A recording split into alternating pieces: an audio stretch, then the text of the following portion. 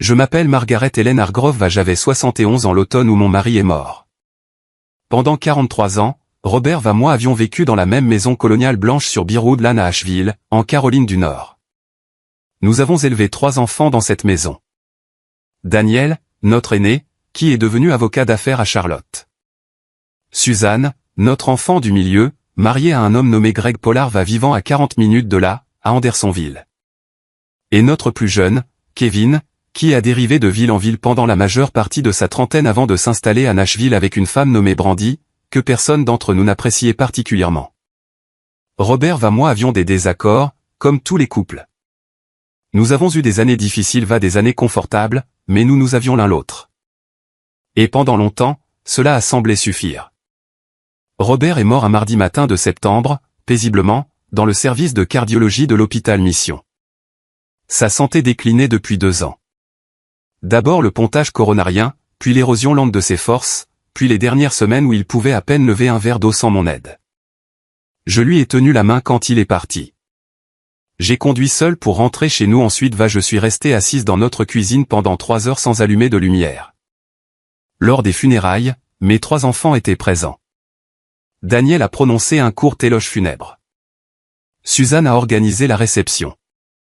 Kevin est arrivé de Nashville avec Brandy, qui portait une robe que je trouvais trop voyante pour l'occasion, mais je n'en ai rien dit. Les gens ont apporté des plats. Il y avait des fleurs partout. Pendant quelques jours, la maison fut pleine de voix, puis plus rien. Le silence qui suivit était le genre de silence qui a un certain poids. Je m'attendais à ce que les appels diminuent après le premier mois. Le deuil ne suit le calendrier de personne d'autre que le vôtre, je comprenais que mes enfants avaient des emplois, leurs propres enfants, des vies qui continuaient, que je sois seul ou non.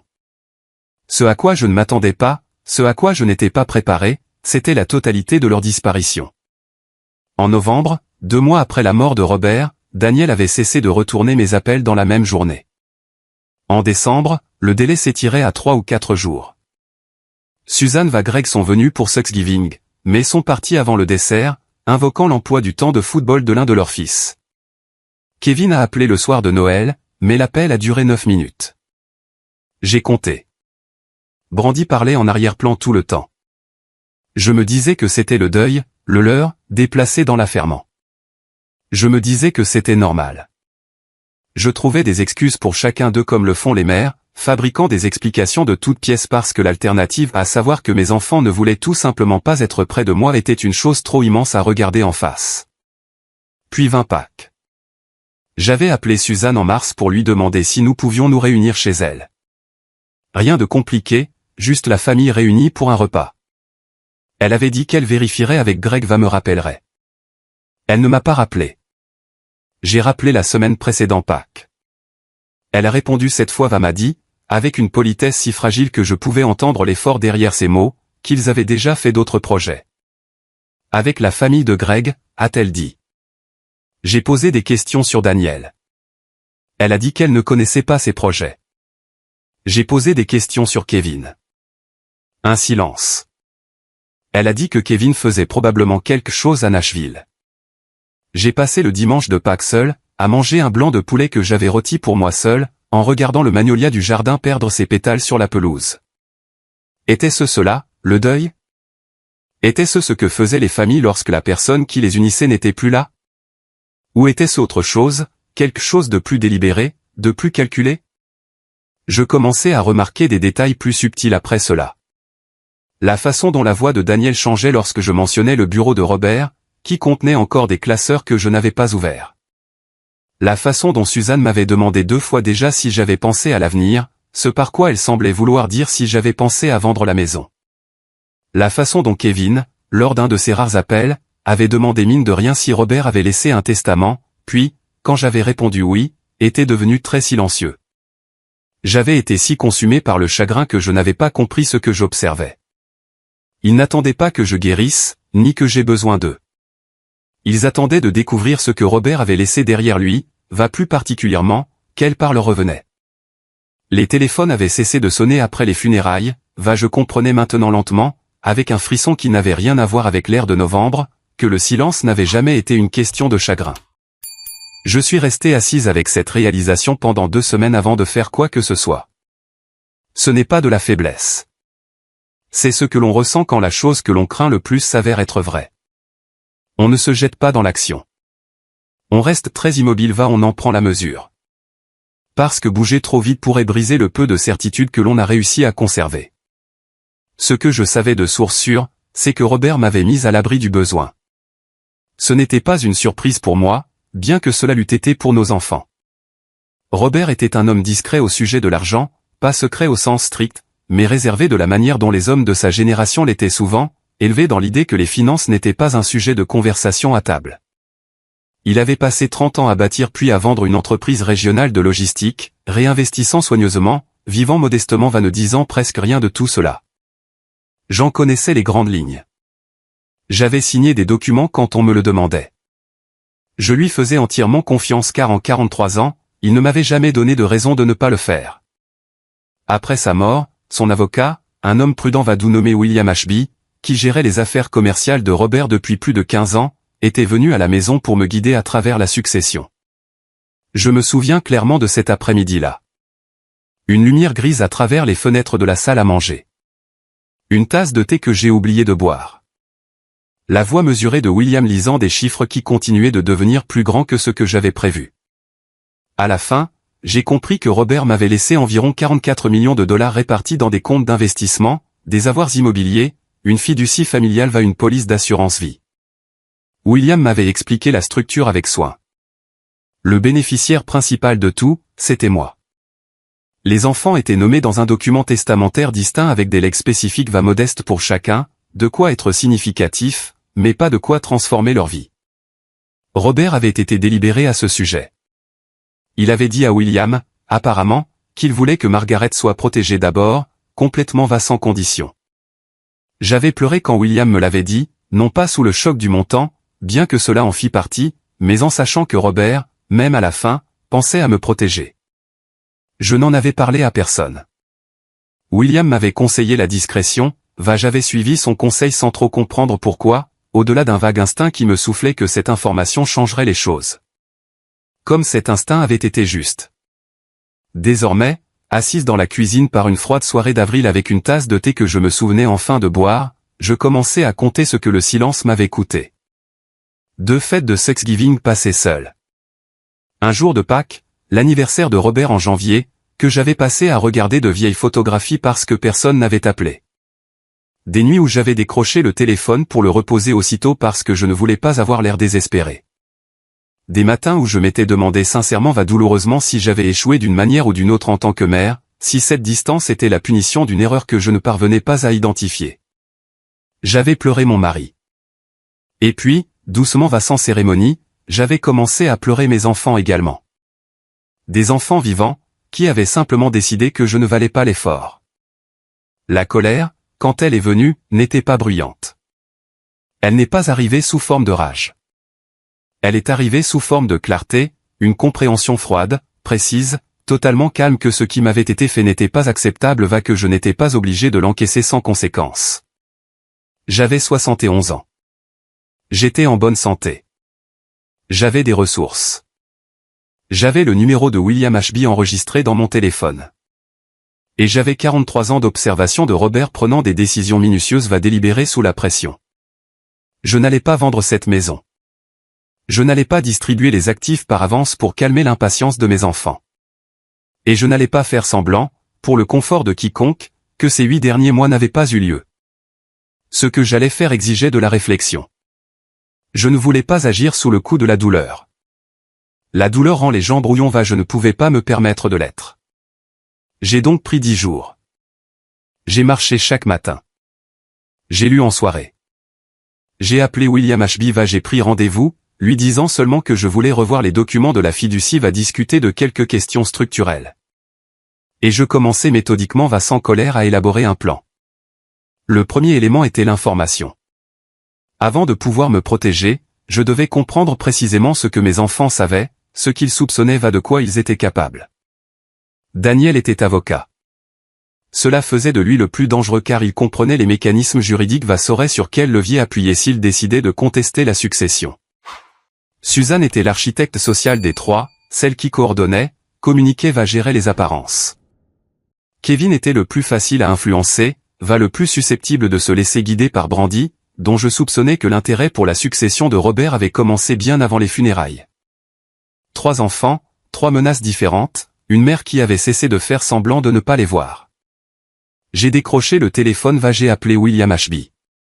Le bureau de William Ashby se trouvait au 14e étage d'un immeuble du centre-ville d'Asheville, avec une vue sur les montagnes que Robert avait toujours admirées. J'y étais allé 2 fois du vivant de Robert. Une fois pour signer des documents liés à la vente de l'entreprise, une autre pour une révision de la planification successorale 3 ans avant sa mort. Le bureau sentait le café, le vieux papier. Et William lui-même ressemblait exactement à mes souvenirs, les cheveux argentés, précis dans ses mouvements, avec cette tranquillité particulière d'un homme qui a passé des décennies à écouter les conversations les plus difficiles des autres. Il s'est levé quand je suis entré, m'a serré la main avec ses 2 mains. « Margaret, a-t-il dit, je suis content que vous ayez appelé. » Je me suis assise en face de son bureau, je lui ai tout raconté. Pas les émotions. Celles-là, je les ai gardées pour moi. Mais les faits, 8 mois de quasi-silence, les fêtes manquées, la récurrence des questions de chaque enfant sur le testament, la maison, l'avenir, les faux fuyants de Daniel, la pression à peine voilée de Suzanne pour vendre, la question ciblée de Kevin pour savoir s'il existait un testament. William écouta sans m'interrompre. Il avait un bloc-notes juridique devant lui, mais il n'écrivit rien avant que j'aie fini. Puis il dit prudemment, « Est-ce que l'un d'entre eux a fait une démarche formelle ? Contacter le tribunal des successions, demander des dossiers, quoi que ce soit de documenté ?» Je ne savais pas, c'était la réponse honnête. Il hocha la tête. « Laissez-moi faire quelques recherches de mon côté. En attendant, je veux vous expliquer quelque chose. » Ce qui suivit fut une conversation de 2 heures à laquelle j'ai pensé de nombreuses fois depuis. William m'expliqua la structure de la fiducie que Robert avait établie, une fiducie vivante révocable devenue irrévocable à la mort de Robert, avec moi comme unique bénéficiaire principal fiduciaire de mon vivant. Les legs individuels des enfants étaient distincts, modestes, déjà distribués. Chacun avait reçu $40 000 dans les 60 jours suivant le décès de Robert, comme spécifié. Cet argent était parti, dépensé ou épargné selon leur propre choix. Tout le reste, les comptes d'investissement, l'immobilier, les produits de l'assurance vie désormais intégrés à la fiducie, m'appartenaient complètement. À moi de gérer, à moi de dépenser, à moi de léguer à ma guise à ma propre mort. Pourrait-il la contester, demandai-je. Il pourrait essayer, dit William, mais la fiducie a été correctement exécutée, attesté notarié. Robert était sain d'esprit, il n'y a eu aucune influence indue. Une contestation serait coûteuse, chronophage, presque certainement voué à l'échec. Il s'interrompit. Ce qui m'inquiète le plus, Margaret, c'est de savoir si quelqu'un tente de faire pression sur vous de manière informelle pour influencer vos décisions avant qu'une contestation judiciaire ne devienne nécessaire. C'est alors qu'il me dit ce que ses recherches avaient révélé. 3 semaines plus tôt, Daniel avait contacté un avocat spécialisé dans les litiges successoraux à Charlotte, un cabinet expert en contentieux d'héritage. Il n'avait rien déposé, la consultation avait eu lieu, William, par des canaux que je ne comprenais pas entièrement mais auxquels je faisais confiance, l'avait appris. Je restai silencieuse un moment. Daniel avait appelé un avocat spécialisé dans les litiges 2 mois avant de daigner m'appeler pour me demander comment j'allais. Qu'est-ce que cela signifie concrètement, demandai-je. Cela signifie qu'il explore les options, dit William. Cela ne veut pas dire qu'il agira, mais cela signifie qu'il y pense probablement depuis un certain temps. Je rentrai chez moi après cette réunion en empruntant des routes que j'avais parcourues 1000 fois, passant devant la quincaillerie où Robert achetait ses fournitures de jardinage le restaurant où nous prenions notre petit déjeuner le samedi matin depuis 30 ans. Et je sentis s'installer en moi une sensation que je ne peux décrire que comme la fin de l'incertitude. J'avais passé 8 mois à me demander si j'imaginais des choses. Je n'imaginais rien. La preuve arriva 4 jours plus tard. J'avais donné l'autorisation à William de me signaler toute communication concernant la succession. Il m'appela un jeudi matin pour m'informer que Suzanne avait contacté le bureau du greffier du comté pour s'enquérir de la procédure de demande de dossier d'homologation. Elle avait donné son nom. C'était documenté. Ils se coordonnaient. J'en étais certaine maintenant.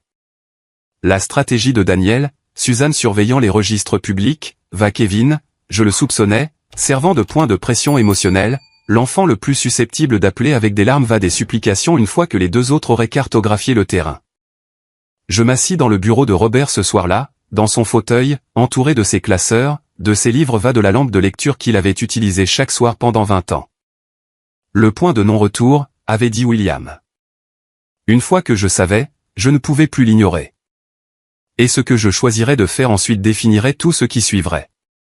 J'ouvris le tiroir du bureau va sorti un bloc-notes, une habitude de Robert empruntée par nécessité, je commençais à écrire.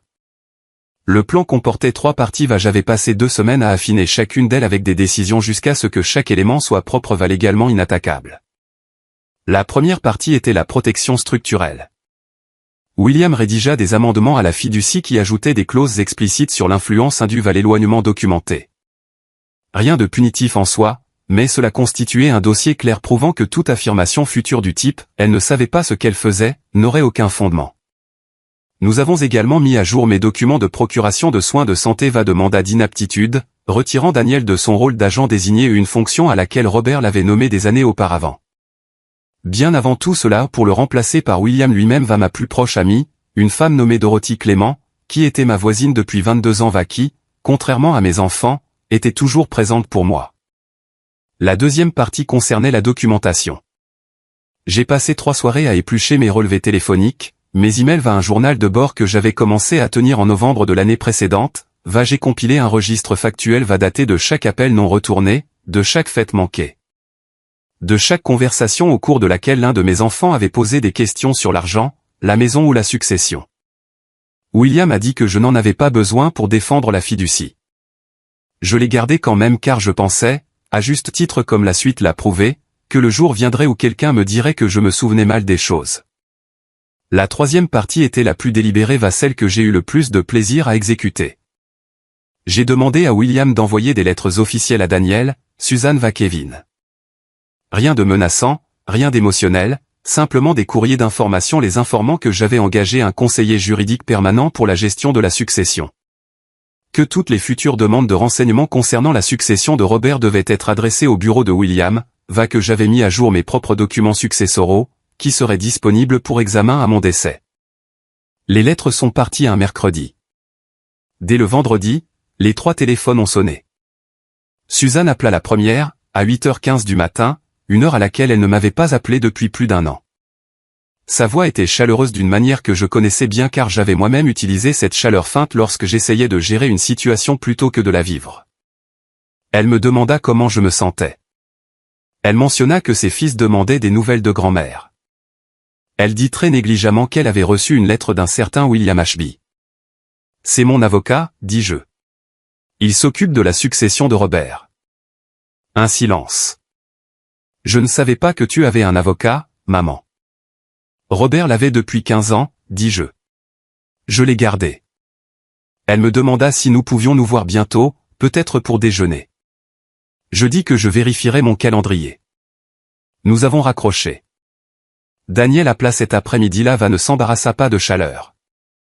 Il est lui-même avocat reconnu une manœuvre juridique dès qu'il la vit. Il me demanda directement si je craignais que la succession soit mal gérée. Je lui dis que non, que c'était précisément pour cela que j'avais une représentation juridique. Il dit que la lettre laissait entendre qu'il avait fait quelque chose de déplacé. Je répondis que la lettre ne laissait rien entendre de tel. Elle établissait simplement un point de contact. Il resta silencieux un moment, puis dit avec une voix d'une platitude calculée, « Maman, j'espère que tu n'as pas reçu de mauvais conseils. » « Je l'espère aussi, dis-je aimablement. Embrasse Patricia pour moi. » Kevin appela ce soir-là en pleurant. Pas la manœuvre calculée de Suzanne ni l'hostilité contrôlée de Daniel. Une détresse sincère, un peu confuse, qui confirma mon soupçon qu'il était celui sur lequel les 2 autres comptaient pour m'atteindre sur le plan émotionnel. Il dit que papa lui manquait. Il dit que je lui manquais. Il dit qu'il avait l'impression que la famille s'effondrait qu'il ne comprenait pas pourquoi. J'écoutais. Je dis que Robert me manquait aussi. Je dis que la famille exigeait des efforts de la part de chacun. Je ne m'excusais pas je ne le rassurais pas au sujet de la succession. Après l'appel de Kevin, les appels cessèrent. Je compris ce qui s'était passé dans les jours suivants, bien que je n'en ai appris les détails que plus tard. Daniel avait parlé à nouveau à son avocat spécialisé dans les litiges. S'était entendu dire que sans base juridique solide, toute contestation reviendrait à jeter de l'argent au feu. Suzanne avait apparemment suggéré une approche différente, exigeant de la patience de la proximité, le travail lent consistant à rétablir sa présence jusqu'à ce que je baisse ma garde ou que je devienne assez dépendante pour être influencée. Kevin avait simplement été bouleversé, ce qui était tout à fait son genre. Ils reculèrent, pas définitivement, je le savais, mais temporairement pour se regrouper. Et moi, pour la première fois depuis des mois, je ressentis quelque chose que je n'attendais pas, du soulagement. Pas de la victoire. Celle-ci était encore devant nous, si tant est qu'elle arrive. Mais le soulagement spécifique de ne plus avoir de doute sur les personnes auxquelles j'avais affaire. Je me rendis sur la Blue Ridge Parkway un samedi matin. Marcher pendant 2 heures sur un sentier que Robert moi avions parcouru chaque printemps pendant 30 ans. Les montagnes commençaient à changer de couleur. L'air était froid clair. Je mangeais un sandwich préparé à la maison. Bus du café dans un thermos, assise sur un banc d'observation, regardant les nuages défiler sur la crête. Je m'accordais 4 jours. 4 jours pour être tranquille. Pour laisser reposer mon corps apaiser mon esprit. Pour me rappeler que je n'étais pas seulement une femme engagée dans un conflit juridique. J'étais une personne, ce conflit n'était qu'une partie d'une vie que j'avais bien l'intention de continuer à vivre. Le 5e jour, je me remis au travail. La première tentative de tentation vint d'un angle inattendu. Ce fut Kevin qui appela, sans pleurer cette fois, mais calme d'une manière qui portait l'empreinte évidente de Brandy.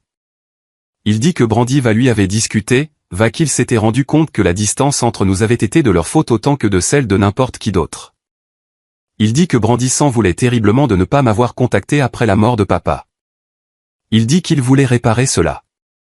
Et puis, après une pause assez longue pour avoir été répétée, il dit qu'ils avaient pensé à acheter une maison à Asheville pour être plus proche de moi, pour être présent pour moi. Je le laissai finir. Puis je dis, c'est très attentionné, Kevin. Asheville est une ville magnifique. J'espère que le marché immobilier jouera en votre faveur.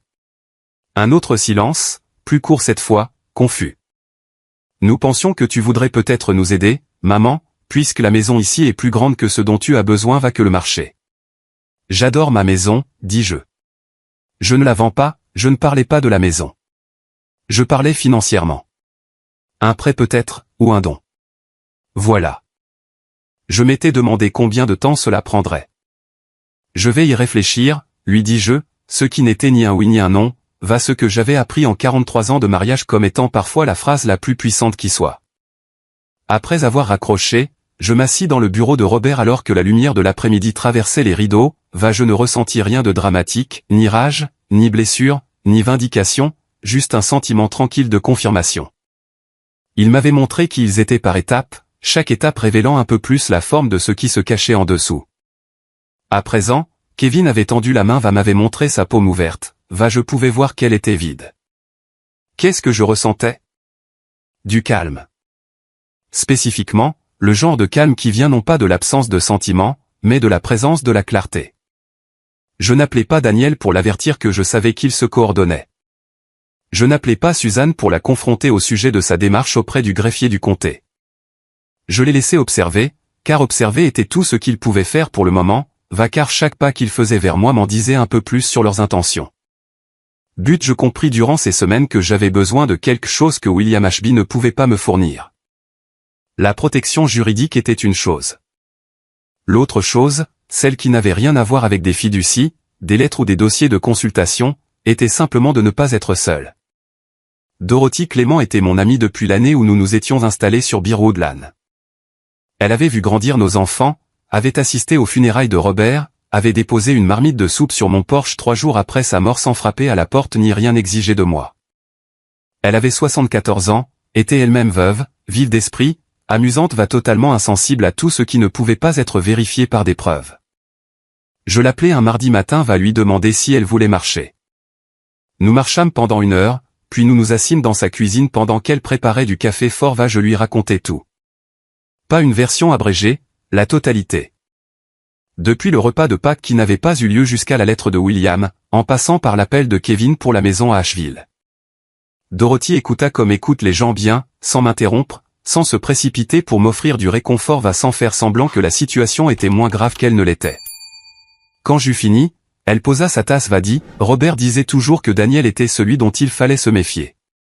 Il l'a mentionné plus d'une fois. Il ne me l'a jamais dit.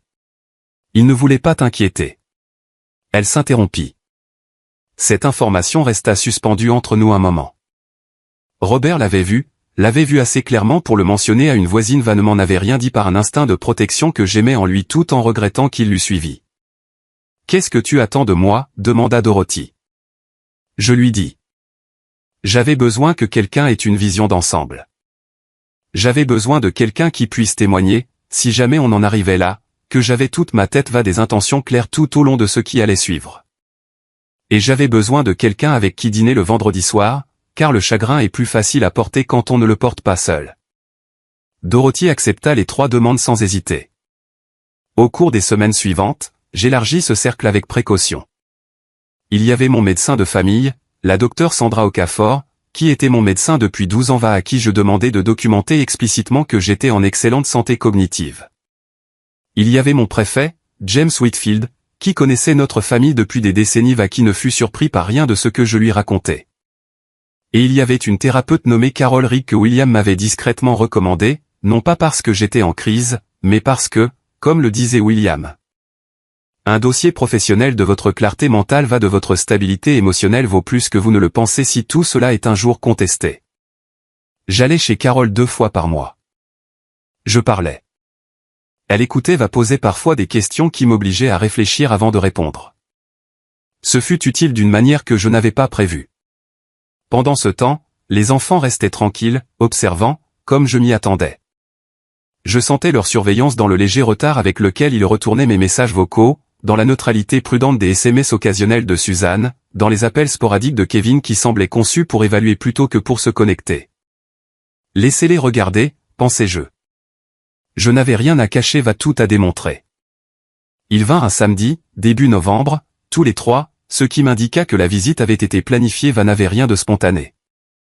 Daniel fit la route depuis Charlotte avec sa femme, Patricia. Suzanne Greg arrivèrent 20 minutes plus tard, ce qui était, je le soupçonnais, une mise en scène intentionnelle, donnant à Daniel le temps de s'installer avant l'arrivée des renforts. Kevin Brandi prirent l'avion depuis Nashville, ce qui représentait un engagement financier suffisant pour que je comprisse immédiatement le sérieux avec lequel ils traitaient cette réunion. J'avais su qu'ils venaient. Suzanne avait appelé 3 jours plus tôt pour ce qu'elle présentait comme une suggestion informelle, une réunion de famille, rien de formel, juste pour se reconnecter. Elle avait utilisé ce mot, se reconnecter, avec la voix de quelqu'un qui s'était exercé devant un miroir. J'avais dit oui car refuser aurait été à court de vue. Je voulais voir ce qu'ils avaient préparé. Je voulais les regarder jouer leur partition. Je préparais un gâteau au café le matin de leur venue car je n'allais pas être la femme qui recevait ses enfants avec des plans de travail vides la mâchoire serrée. La maison était chaleureuse, propre sentait la cannelle. Et lorsqu'ils arrivèrent, j'accueillis chacun d'eux avec la même affection mesurée que j'aurais offerte à quiconque dont je n'étais pas sûr. Je pris leur manteau. Je servis du café. Je posais des questions sur le trajet. Pendant la première heure, c'était presque convaincant. Daniel se servit du café parla de l'agrandissement du nouveau bureau de son cabinet. Patricia posa des questions sur mon jardin sembla sincèrement intéressée, ce qui faisait d'elle la personne la plus sympathique de la pièce.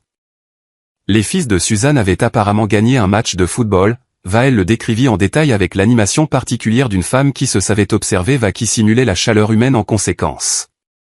Kevin me montra sur son téléphone des photos d'un appartement à Nashville que Brandi lui avait peint eux-mêmes. Brandi souriait aux moments opportuns parlait peu. J'écoutais tout cela, j'apportais les réponses appropriées j'attendis, de la manière dont on attend quand on sait déjà que la conversation va venir qu'il faut simplement la laisser arriver à son propre rythme. Le tournant se produisit lorsque Greg Pollard s'excusa pour aller aux toilettes.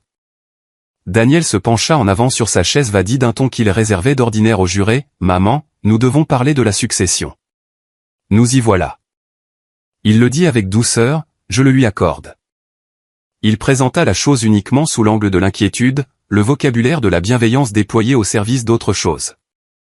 Il dit qu'aucun d'eux n'avait voulu m'importuner pendant mon deuil, mais qu'il s'était inquiété, que la succession était importante compliquée, que la gérer seul à mon âge était une tâche considérable, qu'il voulait s'impliquer, non pas pour interférer, mais pour m'aider. Il utilisa le mot « aider » 4 fois en 3 minutes, j'ai compté. Suzanne se joignit à lui. Elle dit qu'elle avait fait des lectures sur la gestion des fiducies, ce que je trouvais ironiquement amusant, sachant que ces lectures avaient inclus une visite au bureau du greffier du comté qu'il y avait des questions sur la légitimité des honoraires de William Ashby. Sur la solidité de la stratégie d'investissement, sur l'utilité d'obtenir un second avis auprès d'un conseiller indépendant. Elle avait manifestement préparé ses arguments, elle les présenta avec la fluidité de quelqu'un qui s'était répété dans la voiture tout au long du trajet. Kevin dit doucement qu'il ne voulait pas qu'il m'arrivât quoi que ce soit de fâcheux. Sa voix était sincère. C'était la partie la plus cruelle. Il le pensait vraiment, il s'en servait. Brandy ne dit rien. Elle se tint assise, les mains jointes, m'observa avec une expression de neutralité prudente que je trouvais paradoxalement plus honnête que tout ce que les autres avaient dit. Je l'ai laissé finir. Je me servis lentement une seconde tasse de café, reposai la cafetière sur le chauffe-plat, puis je dis, j'apprécie votre inquiétude. William gère cette succession avec compétence depuis 15 ans, il continuera de le faire. Les investissements sont performants. Je suis en excellente santé, comme mon médecin l'a documenté, je n'apporterai aucun changement à la structure de la fiducie. Daniel dit que ce n'était pas ce qu'il suggérait. Je répondis que je comprenais parfaitement ce qu'il suggérait, que ma réponse restait la même. C'est alors que Suzanne changea de tactique. Le mouvement que j'attendais. Celui qui exigeait plus d'aplomb que les autres, une plus grande exposition émotionnelle qu'elle n'était généralement prête à risquer. Elle dit que ce qui l'inquiétait vraiment, c'était que je semblais isolé, qu'elle craignait que je prenne des décisions sans le bénéfice du point de vue familial, qu'elle se sentait mise à l'écart, que cela la blessait. Ses yeux devinrent légèrement humides, ce qui était soit sincère, soit très bien joué. Je connaissais Suzanne depuis 45 ans, je ne parvenais plus toujours à faire la différence. Tu ne m'as pas appelé depuis 8 mois, dis-je. Sauf quand tu avais besoin de quelque chose. La pièce devint très silencieuse. Le genre de silence qui s'installe lorsqu'une vérité pénètre dans un espace qui a été soigneusement préparé pour le confort des mensonges. Ce n'est pas juste, dit Suzanne. C'est exact, dis-je. J'ai les relevés téléphoniques. J'ai aussi un journal de bord que j'ai commencé à tenir en novembre de l'année dernière, qui consigne chaque appel passé, chaque appel non retourné. Je l'ai tenu méticuleusement parce que je suis une personne minutieuse. Le silence qui suivit cette déclaration fut différent du précédent. Il avait plus de poids. Patricia regarda la table. Greg, qui était revenu des toilettes pendant le discours de Suzanne, regarda sa femme avec une expression suggérant que ce n'était pas la première fois qu'il la voyait tenter d'obtenir quelque chose, revenir les mains vides. Daniel se leva. Sans théâtralité, juste le geste délibéré contrôlé d'un homme qui a décidé que la réunion était terminée, qui entendait être celui qui la concluait. Il dit qu'il espérait que je reconsidérerais l'idée de parler à un conseiller financier indépendant. Il posa sa carte de visite sur la table basse avec un soin qui me parut à la fois absurde, tout à fait conforme à son personnage. Patricia se leva également, me touchant brièvement le bras en passant. Le seul contact qui sembla spontané de toute la matinée. Ils partirent dans les 20 minutes qui suivirent. Kevin s'attarda le plus longtemps, m'enlaça sincèrement à la porte, de la manière dont il m'avait enlacé lorsqu'il avait 7 ans, qu'il était tombé de vélo, qu'il avait besoin de quelque chose de solide à quoi se raccrocher. Ce fut le moment le plus humain de toute la journée. Brandy se tenait 2 pas derrière lui, hocha la tête. Quand la dernière voiture eut quitté Bearwood Lane, je fermai la porte d'entrée, rester un moment dans mon couloir, dans le calme soudain. Puis je m'assis sur les marches du perron, dehors, dans le froid de novembre, je me laisser aller à ressentir les choses. La peur qui s'était tapie sous mon calme toute la matinée, tranquille, persistante, tout à fait rationnelle. Car il n'abandonnait pas. Je savais décoder la dynamique de la pièce assez clairement pour savoir que Daniel était déjà en train de recalculer ses options, que Suzanne ajustait déjà son approche, que Kevin était déjà en train d'être briefé par celui des 2 autres qui avait le plus d'influence sur lui à ce moment-là. La présentation aimable, les arguments soignés, l'appel émotionnel. Ce n'était que des premiers coups, le genre que l'on joue quand on croit encore que l'autre partie peut être gérée. Ce qui viendrait ensuite serait moins agréable. Je restai assise avec cette peur un moment, puis je fis quelque chose que j'avais appris en observant Robert gérer les choses qui l'effrayaient pendant 43 ans. Je laissai la peur devenir un moteur.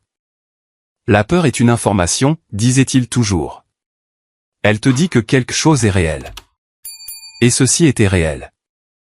Mes enfants assis dans mon salon avec leur tasse de café va leur discours répétés, essayant de me convaincre de renoncer au contrôle d'une vie que j'avais mis 7 décennies à bâtir. La peur aiguisa tout. Elle rendit évidentes les étapes suivantes. J'entrai, appelé Dorothy va lui raconter ce qui s'était passé en détail. Puis j'appelais William va lui laisser un message lui demandant de me rappeler dès lundi matin. J'avais été patiente. J'avais tout documenté. Je leur avais donné l'occasion de me montrer qui ils étaient ils s'en étaient saisis à deux mains. Le moment de passer à la phase suivante n'était plus à venir. Il était là. 3 semaines après la visite de novembre, Daniel déposa une requête auprès du tribunal des successions du comté de Buncombe. La requête demandait un examen formalisé de la fiducie de la famille Hargrove au motif d'une prétendue influence indue, affirmant spécifiquement que William Ashby avait exercé un contrôle inapproprié sur mes prises de décision dans les mois qui avaient suivi la mort de Robert.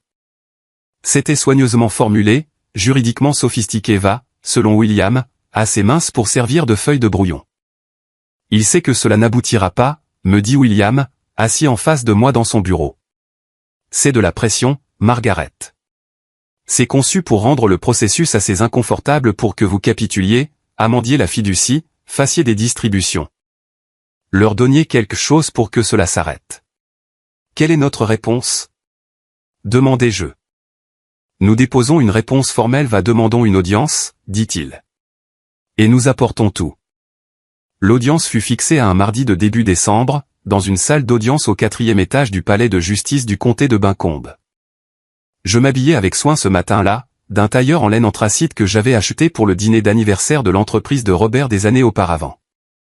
J'avais l'air, je pense, de ce que j'étais, une femme en pleine possession de ses moyens.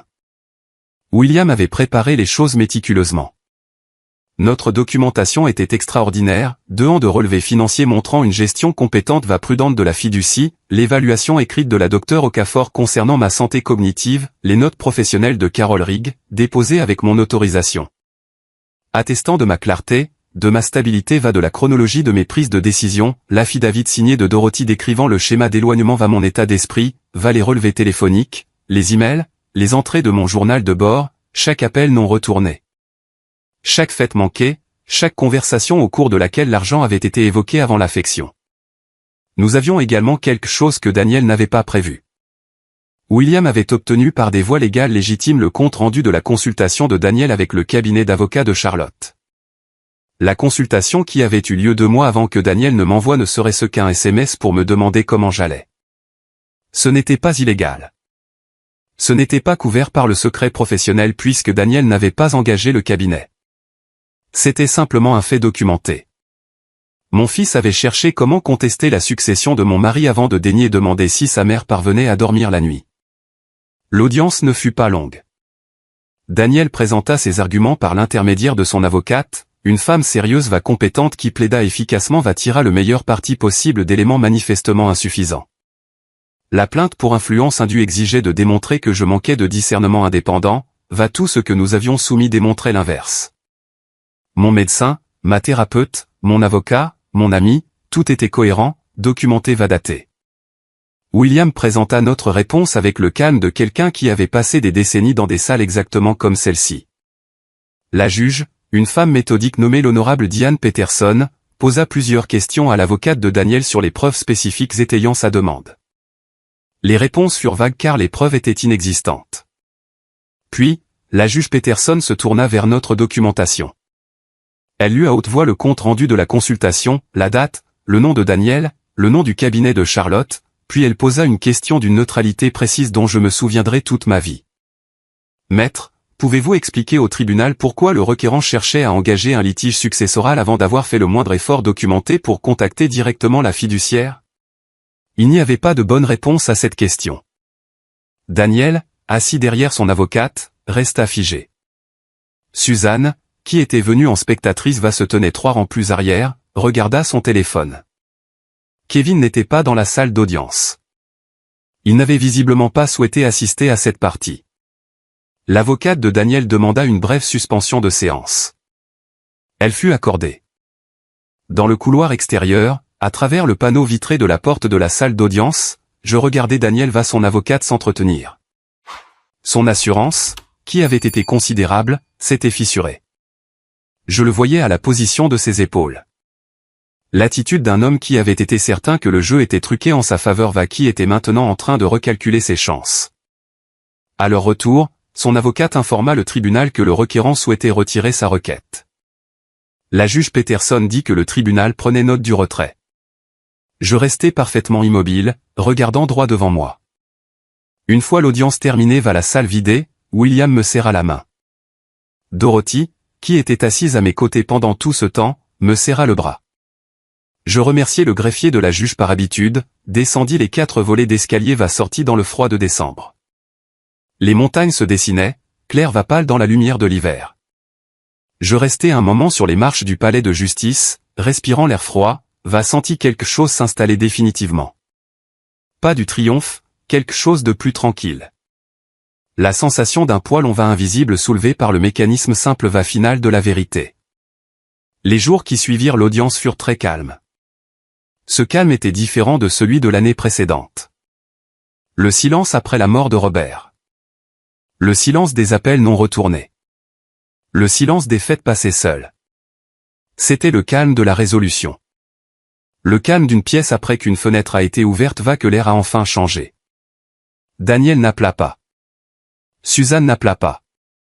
Kevin appela une fois, 3 jours après l'audience, une conversation courte va inconfortable qui tourna autour de son propre centre de gravité sans jamais le nommer. Il dit que les choses s'étaient compliquées, qu'il était désolé, qu'il espérait que nous pourrions retrouver le chemin d'une relation. Je dis que je l'espérais aussi. Je le pensais. Nous avons raccroché sans faire de projet. Il y avait des questions pratiques à régler, je les régler avec le même soin méthodique que j'avais apporté à tout le reste. William envoya des courriers officiels de mise à jour à mes 3 enfants dans les 2 semaines suivant l'audience. Les lettres étaient brèves précises. À la lumière de la tentative de contestation judiciaire de la fiducie de la famille Hargrove, j'avais apporté des modifications à mes propres documents testamentaires, les documents régissant la dévolution de la fiducie à ma mort. Les nouveaux documents reflétaient mes volontés actuelles, qui avaient été révisés de manière réfléchie approfondie pour tenir compte de tout ce que j'avais appris sur le caractère les choix de mes enfants au cours des 14 mois précédents. Les termes spécifiques étaient, comme c'était mon droit, entièrement privé. Le fait même de la révision ne l'était pas. Je veux être clair sur ce que ces révisions signifiaient ce qu'elles ne signifiaient pas. Je n'ai pas déshérité mes enfants dans un accès de colère. Ce n'est pas ce qui s'est passé cela n'aurait pas été conforme à ce que je suis ou à ce que Robert aurait voulu. Ce que j'ai fait a été de répartir les parts de manière délibérée sous la direction de William, d'une manière qui reflétait l'engagement démontré plutôt que la proximité biologique. Les personnes qui avaient été présentes, véritablement présentes, non stratégiquement présentes, furent reconnues en conséquence. Les personnes qui avaient traité mon chagrin comme une opportunité furent reconnues en conséquence également. Le calcul était silencieux. Les conséquences étaient réelles. Daniel reçut la lettre de William selon le réseau professionnel de William, ce petit monde interconnecté de la pratique juridique d'Asheville, consulta le cabinet de litige de Charlotte pour la 3e fois. La réponse du cabinet fut apparemment définitive. Sans théorie juridique viable, avec la trace écrite existante documentant le retrait les questions pointues de la juge consignée au dossier, avec la demande d'indemnisation que William avait déposée pour les frais de défense de la fiducie. Toute nouvelle contestation non seulement échouerait, mais accélérerait son propre échec aggraverait les coûts. Daniel ne déposa rien. Ce qu'il fit à la place, je l'appris plus tard progressivement par les informations périphériques qui vous parviennent lorsque vous vivez dans une ville depuis des décennies, fut de faire face aux conséquences professionnelles de ce qui s'était déjà produit.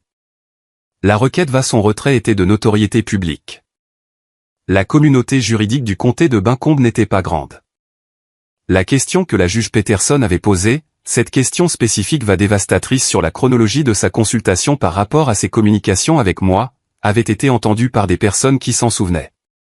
Sa réputation de discernement, qui était la valeur la plus importante pour un plaideur cherchant à développer sa clientèle, s'était fissurée d'une manière qui prendrait du temps à évaluer plus encore à réparer. Il exerçait toujours. On ne lui confiait pas les affaires qu'il avait espérées. Suzanne appela le bureau de William 2 fois en janvier, posant des questions techniques sur la structure de la fiducie. Des questions qui étaient, nota William, plus spécifiques va mieux informer que celles qu'elle avait posées auparavant, ce qui suggérait qu'elle avait fait des recherches supplémentaires ou engagé quelqu'un pour la conseiller. William répondit à ce qu'il était légalement tenu de répondre refusa d'en dire plus. Elle n'appela pas une troisième fois. Sa propre situation, je l'appris par une connaissance commune en février, s'était compliquée d'une manière qui n'avait rien à voir avec moi. La maison de Hendersonville, cette grande maison bien aménagée que Susan Wagreg avait toujours présentée comme la preuve d'une certaine stabilité, avait été mise en vente. Les pressions financières à l'origine de cette mise en vente n'étaient pas publiques, mais la mise en vente elle-même l'était. La vie qui avait semblé organisée solide s'était apparemment construite sur des bases que Greg n'avait pas pleinement révélées à quiconque, y compris à sa femme. Susan gérait cela comme elle gérait tout, en présentant la chose comme un choix plutôt que comme une nécessité. Je n'en ressentis aucune satisfaction, ou plutôt je ressentis un bref élan humain sur lequel je n'agis pas, puis je le laissai partir, car s'attarder sur les difficultés des autres est une habitude qui corrompt la personne qui s'y adonne. La lettre de Kevin arriva fin janvier. 3 pages manuscrites, prudente va pour l'essentiel honnête, ce qui était plus que ce que j'avais le droit d'espérer va plus que ce que j'avais prévu. Il dit que toute la situation était allée plus loin qu'il ne l'avait compris. Il dit qu'il n'avait pas pleinement saisi avant l'audience la réalité de ce que Daniel avait déposé de ce que cela impliquait à mon sujet. Il dit que Brandy avait joué un rôle plus important dans les premières conversations qu'il ne se l'était avoué. Il dit que je lui manquais. Je lus la lettre 2 fois la ranger dans le tiroir du bureau sous la photo de pêche. En février, je me rendis à Nashville sans m'annoncer. Kevin m'ouvrit la porte en vieux sweatshirt, sans préparation, son visage passa par 4 expressions différentes avant de trouver quelque chose qui ressemblait à du soulagement.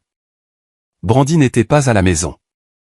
Nous restâmes assises dans sa cuisine pendant 3 heures, je lui posai des questions directes, il y répondit aussi honnêtement qu'une personne peut répondre sur des choix dont elle n'a pas fini de rendre compte. J'appris la chronologie, la suggestion de Brandy lors des funérailles, l'appel téléphonique familial que Daniel avait organisé dans le mois, le malaise de Kevin tout au long de sa décision de rester aligné malgré tout. J'appris que Susan avait été l'architecte de la recherche d'informations auprès du greffier du comté, ce qui me surprit. J'appris que Daniel avait construit un récit dans lequel William était le méchant lui le protecteur, qu'il y avait cru au moins en partie, ce qui était peut-être la chose la plus humaine la moins excusable de toute cette situation. Au bout de 3 heures, je proposai à Kevin une unique proposition claire, une relation reconstruite depuis le début, conditionnée par l'honnêteté la présence, la succession étant définitivement écartée des sujets de discussion entre nous. S'il voulait cela, j'essaierais. Il dit oui sans hésitation. Je rentrai chez moi le lendemain matin par l'autoroute à travers le Tennessee, m'arrêtant dans un routier où le café était fort, les œufs simples le parking plein de camions se rendant dans des endroits pratiques. Et je m'assis dans un box d'angle pour prendre mon petit déjeuner seul, sentant sans complication que j'avais fait ce qui pouvait être fait laisser ce qui ne pouvait pas l'être. Daniel ne reçut pas une telle visite. Il avait franchi une ligne, avait apposé son nom sur un document juridique qui m'accusait, si indirectement soit-il, d'être trop naïf ou trop affaibli pour gérer mes propres affaires. Et cette ligne, une fois franchie, ne s'efface pas. Les documents successoraux révisés reflétaient clairement cette réalité. Susan ne reçut pas de visite non plus. Sa coordination, ses recherches, sa mise en scène dans mon salon la fille blessée, l'enfant inquiète avait exigé un type de calcul soutenu que je n'étais pas prête à récompenser par de la proximité, quelles que soient les difficultés qu'elle traversait alors. Je ne leur souhaitais aucun mal. Ce n'est pas une posture de générosité. C'est simplement vrai. Mais la distinction entre souhaiter du bien à quelqu'un l'inclure dans sa vie est une distinction que j'avais acquis le droit de faire à 71 ans, selon mes propres termes. La fiducie de la famille Hargrove était intacte. Elle était gérée avec compétence. Elle m'appartenait entièrement sans condition. Par un après-midi d'août de fin février, je m'agenouillais dans le jardin de devant enfoncer des bulbes de tulipes dans une terre encore froide dense à cause de l'hiver. La mangeoire que Robert avait construite en 1987 était pleine d'oiseaux prenant des décisions pratiques sur les graines. Les montagnes étaient d'un bleu-gris au loin. La maison derrière moi était chaleureuse calme. Et à moi. Robert savait ce qu'il faisait en bâtissant cela. Il savait ce qu'il protégeait, pourquoi pour qui. Il s'avéra que, comme je l'avais peut-être toujours su au fond de moi aussi. Le printemps arriva sur Birchwood Land comme il l'avait toujours fait, lentement d'abord, puis tout d'un coup. Les bulbes de tulipes que j'avais plantées en février percèrent la terre alors qu'il y avait encore du gel le matin. En avril, le jardin de devant était plein de rouge de jaune que je pouvais voir de la fenêtre de la cuisine en préparant mon café. En mars, Dorothy et moi avons rejoint un groupe de randonnée qui se réunissait le mardi matin sur la Blue Ridge Parkway. Nous étions 11, la plupart entre 65 et 78 ans, tous indépendants, la plupart intéressants de la manière spécifique dont ont tendance à l'être les gens qui ont survécu à des vies compliquées. Nous marchions pendant 2 heures puis allions dans un restaurant à Weaverville pour parler encore 1 heure. Ce fut l'activité sociale la plus enrichissante que j'ai eue depuis des années. Je voyageais. Robert et moi avions toujours parlé de l'Irlande, son arrière-grand-mère originaire du comté de Clare ayant fait la traversée en 1902. Nous n'y étions jamais allés. En mai, je réservai 3 semaines, engageai un chauffeur pour l'Ouest, séjourner dans de petits hôtels où les propriétaires vous demandaient où vous alliez plutôt que d'où vous veniez. Je marchais seul sur les falaises de Moé sous une pluie fine, senti avec une plénitude absolue que je vivais une vie, non que j'en gérais une. Dorothy me rejoignit à Dublin pour les 5 derniers jours, nous avons mangé de la très bonne cuisine, marché jusqu'à avoir mal aux pieds, ri de choses dont je ne me souviens plus, mais dont je sais qu'elles étaient sincèrement drôles. Je rentrai à la maison coloniale blanche sur Birwood Lane, auprès de la mangeoire que Robert avait construite, des rapports mensuels de William Ashby montrant une performance régulière de la fiducie, du bilan de santé impeccable de la docteure Okafor. Du cabinet de Carol Rigg où je continuais de me rendre non pas parce que j'avais besoin d'un soutien de crise mais parce que j'appréciais cette heure de réflexion structurée. Kevin appelait le dimanche désormais, 40 minutes plutôt que 9. Brandy lui s'était séparé en juin, calmement. Il semblait redevenir progressivement quelqu'un que je reconnaissais, plus prudent, plus conscient de ce qu'il avait failli jeter. Je ne regrettais pas la limite que j'avais posée. Il l'avait respectée complètement. Quant à Daniel Suzanne, j'appris ce que j'appris de la manière dont on apprend les choses à 71 ans, par la vision périphérique les conversations parfois indiscrètes de connaissances communes. La requête de Daniel son retrait public n'était pas passée inaperçue dans la communauté juridique d'Asheville, un petit monde connecté de manière qu'il n'avait pas pleinement envisagée. Sa réputation de discernement s'était fissurée. Il exerçait toujours. On ne lui confiait pas les affaires qu'il avait espérées. Le mariage de Suzanne Greg, qui avait semblé organisé fonctionnel, s'était avéré s'être construit autour de pressions financières que Greg ne partageait pas avec elle. En septembre, ils avaient mis en vente la maison de Andersonville, non par choix, mais par nécessité. J'ignorais où ils prévoyaient de s'installer. Je ne posais pas la question. Je n'avais pas souhaité de difficultés à mes enfants. J'avais seulement décliné de les protéger des conséquences de leur propre choix. La différence est de taille, même si je comprends pourquoi elle n'apparaît pas toujours ainsi de l'extérieur. En octobre, William me dit au cours d'un dîner que, en 30 ans de pratique, il n'avait jamais vu la documentation d'un client plus complète ni un calme plus constant. Je le reçus comme un compliment aussi comme quelque chose que Robert aurait formulé avec d'autres mots. Il ne m'avait pas seulement laissé de l'argent, mais le modèle de ce à quoi ressemblait une gestion prudente, honnête patiente des choses compliquées. Par un jeudi soir de novembre, je m'assis dans son fauteuil, dans le bureau, avec un verre de vin un livre sur lequel je ne me concentrais qu'à moitié, je me dis, c'est une belle vie. Pas facile. Pas exempte de pertes, mais belle. Sincèrement, substantiellement, incontestablement belle. Dehors, le magnolia avait perdu toutes ses feuilles. Les montagnes avaient pris une teinte bleu-gris dans la distance hivernale. Je tournais une page. Qu'auriez-vous fait si les téléphones s'étaient tus après votre plus grande perte n'avaient recommencé à sonner que lorsqu'il y avait quelque chose à gagner? Qu'auriez-vous choisi? Laissez votre réponse ci-dessous. Je vous remercie sincèrement d'être resté avec moi.